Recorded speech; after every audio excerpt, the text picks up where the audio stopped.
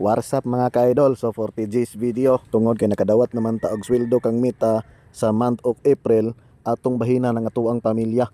Lutuan nato sila og siomai kay mag siomai festival mi. Isip pasalamat sa amo ang nadawat nga grasya. Kaysa magpalit mi og siomai nga ready made, mas maayo nang kami ang mubuhat. Homemade siomai ni siya guys. Lami kayo kay ikaw ang magbuot sa timpla. Kaning among gamay nga tapok-tapok, dala na pud ni sa pagpasalamat namo og despedida. Pasalamat kay si Dadat. Naka first runner up sila sa futsal tournament dito sa Bulwa ug ang iyahang mama mulargahay na pabalik sa Saudi. So unsa pa atong gihulat? Sugdan na nato ang pagbuhat sa atong homemade siomai.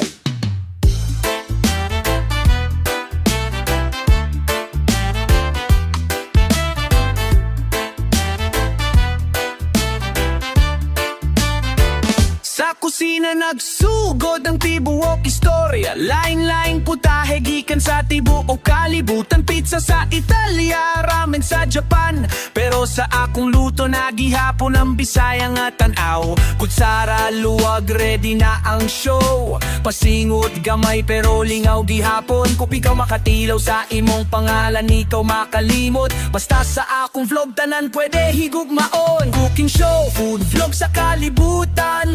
Lami nga pagkaon, di sa nasagikan. Universal food, sa Bisaya deserve. Basta passion sa luto, di jud ma-reserve. Cooking show, food vlog nga pangmasa. Timplahan sa gugmaw, halang nga salsa. Universal food, atong ipakita. Bisan layaw atong kalibutan usara.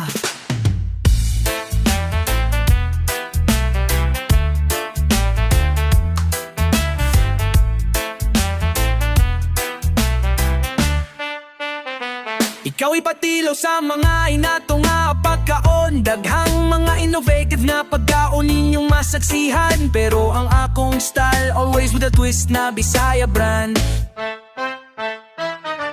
Bisata sa ka, maabot sa kamera. Ang baho sa sinugba, moagi sa screen ba. Timpla sa kultura, usa ka kauna grasya. Buwang mensahe sa kalibutan kaontak. Cooking show, food vlog sa kalibutan. Lami nga pagkaon, di sa nasagikan. Universal food, sa Bisaya deserve. Basta passion sa luto, di gyud ma-reserve. Cooking show, food vlog na pangmasa. Timplahan sa gugmaot, halang nga salsa. Universal food, atong pakita. Bisan layo, atong kalibutan usara. Food is life, food is love. Sa vlog na to, ang luto ang superstar. Universal man o lokal, basta luto nga halang-halong Bisaya espesyal.